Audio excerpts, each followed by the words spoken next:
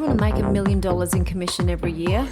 Do you want to know some habits, some tricks, and some tools to set yourself apart from all of the other agents in your industry so that you are consistently making more money than you've ever dreamed of? Regardless of where you are in the world, this is the podcast for you. Hey, $1 million agents. Welcome to episode 7 of $1 Million Commercial Agent. In this episode, we're going to go through the 5 key habits that you need to be successful in not just commercial real estate, but pretty much life in general. So this is a pretty broad scope of things that I find really helpful, and you should too. When you're talking about habits, it's usually referred to for something that's bad for you, but all you have to do is switch it up a little bit to make one bad habit into a good habit, and you've just got to do it a few times and it actually becomes a pattern, and then you actually form a new habit, which is a good habit. And just the accumulation of good habits over a long period of time can change your life completely. And an accumulation of bad habits can do the same thing, but in a negative effect. So what you want to be doing is every time you're doing something that you know is a bad habit, is switching it out and doing something that's actually good for you. So that could be tiny little habits at a time, or it could be something that's a major life-changing kind of habit, like quitting smoking, for instance, or quitting drinking. I actually quit drinking nearly 2.5 years ago. Best thing I ever did. And as far as time management goes, not drinking gives you so much more time. I actually get 2 days in one. So, and also you don't waste the weekends. You get stuff done on the weekends. You're not recovering from a big night out and that sort of thing. But, you know, this is not a podcast about staying sober. This is a podcast about making a lot of money. So let's just diverge from that. Okay, so habit number 1 is keep learning and keep reading, and make sure that when you're picking up material, because your time is so precious, that you're reading something that's going to be educational and going to be something that is going to motivate you. So I read before I go to bed. I try and read a little bit on the weekends if I've got time. And I choose books that I think are going to be beneficial to my career and to achieving my goals. I don't read trashy novels. I don't read your typical Mills and Boon. I don't fill my brain up with stuff that I don't think is going to help me, because I just feel like I'm wasting that time. So I'm trying to gain as much knowledge as I can. My husband, on the other hand, likes crime novels, and there's nothing wrong with that, and he can devour a book way faster than me. But I just choose not to do that. And I think it's really important, if you're kicking your career off, that you're actually using that time. And if you're reading before you're falling asleep too, it sinks into your subconscious mind. So some of my favorite reads are, and I've read this book a few times, Think and Grow Rich by Napoleon Hill. That is just a classic business read. If you haven't read it, you must get yourself a copy. My copy, I've read it, I think I'm up to number 6 actually. You got to keep reading it. It really reinforces the laws of attraction and how you can make changes in your life. So grab a copy of that. I also like The Alchemist, The Little Red Book of Selling by Jeffrey Gitomer, How to Bounce When Others Break, Be a Superstar Salesperson by Brian Tracy, Lean In by Sheryl Sandberg, Atomic Habits. What I'll do, I'll actually put a list of my favorite reads that I think my kind of go-tos on, and you can read again and again on my webpage, which is milliondollaragent.live. I also have a bit of a career crush on Tony Robbins. He has an excellent book called Awaken the Giant Within. Now, some of his books are not for me. Some of them are not for everyone. And I think they kind of target people that have got a whole lot of other issues going on with their lives and aren't trying to take over the world. I kind of know this because they called me one day trying to sell me tickets to one of his Unleash the Power conferences, and I took the ear off this guy, and he worked out that this wasn't for me and talked me out of buying the ticket. So, if you know where you're going and you know what you want, it's really probably not the right track. However, Tony's got some excellent points in his book, so I would definitely recommend that on my top 10 book list. Funny story, I had an opportunity to go and see Tony Robbins live in concert, if that's what you call it, and I didn't go in because I thought he was a bit of a flake at the time. I was there to see Robert Kiyosaki, whose Rich Dad, Poor Dad book. I'd read it, loved it. And yeah, that's also on the book list. But I could have gone in for free. Now they want $4,000 a ticket, which is, probably should have gone in. Anyway, shoulda, coulda, woulda. Tony Robbins has also loads of motivational speeches on YouTube. If you're listening to YouTube in your car, which I suggested in episode 5, he's great to listen to. And also my other favorite guy to listen to on YouTube is Jim Rohn. Now he died in 2009. He had a net worth of $500 million and is just one of those guys that he's so great to listen to. His tone is always amusing and I love him. So look him up as well. So clearly reading and listening to these types of motivational speakers that's a really good habit to have. So switch the Mills and Boon and the 50 Shades of Grey out for stuff that's going to count. And if you're not reading at all, you need to start. Pick up a book, pick up a small book, and just start easy. The Alchemist, it's not so big. The Little Red Book of Selling, not so big. Just start with the small stuff. Tony Robbins' books, like the Encyclopedia Britannica, they are 700, 800, 900 pages long. So if you're not a reader, probably wouldn't start with that one. Start with something easy to read like Atomic Habits by James Clear, which I think is still on the top 10 list at the moment. Really good read, especially if you're trying to change your habits. So back to habits. Habit number 2 is follow the 80-20 rule.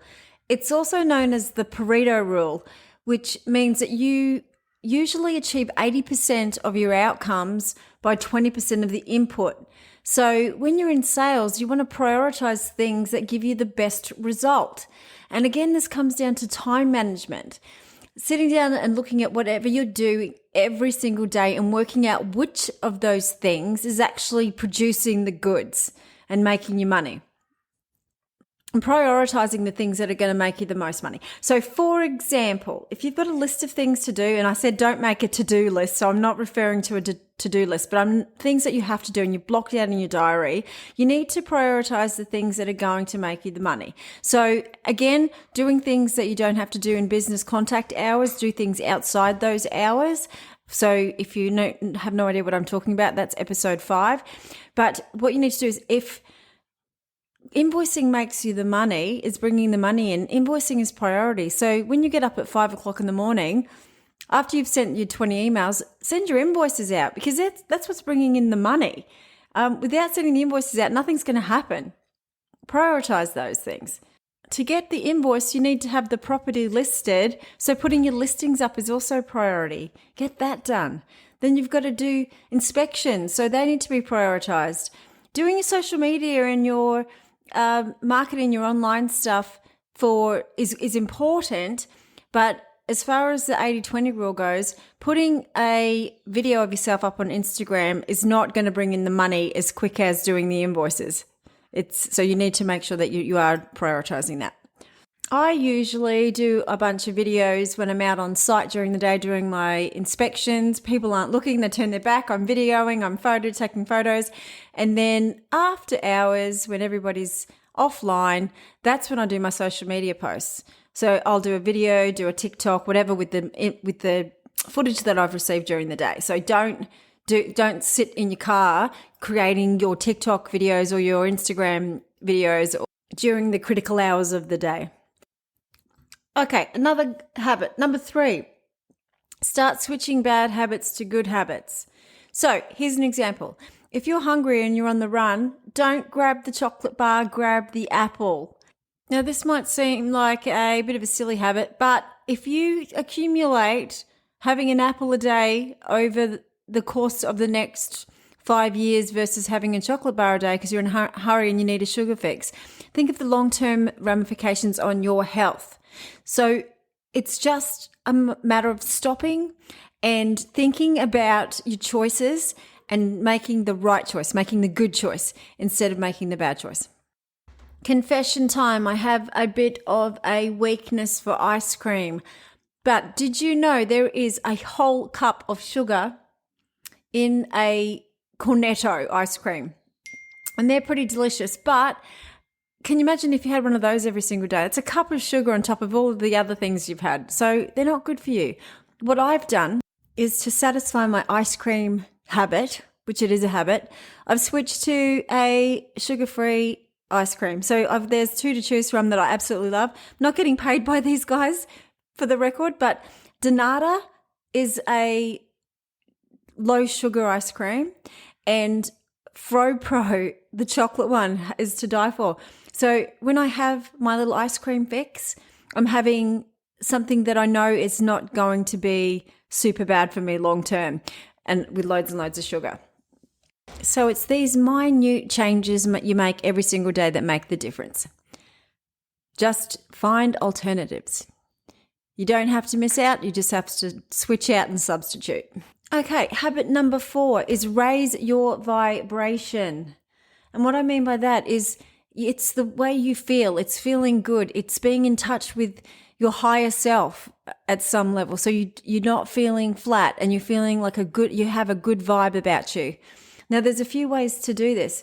Listen to your motivational speeches. Really get amped up. Listen to music, your favorite tunes, the songs that motivate you and pump you up. I have a playlist on my Spotify, which just really is the pick-me-ups. And I've got songs on there like The Pretender with the Foo Fighters, Killing in the Name of, which is a bit not PG, and Faith No More, the epic song. Like there's Something Good Is Going to Happen by the Utah Saints. If you haven't listened to that song, listen to it because it's a real pick-me-up. But you just need to do things that are going to up your vibe. Also, if you're having a bad day because you've had a bad call and you are really low, you've got to phone somebody that absolutely thinks you are the bee's knees. This will put you back in a better mood because that person's always going to say something that makes you feel good. So you want to do someone that either makes you laugh or always says how wonderful you are. And you need to just call that person and go, how fab am I? Like you need to have that person on speed dial, literally, so that you can raise your vibration. Another great way to raise your vibration is to meditate. And this comes back to episode 1, which is all about you.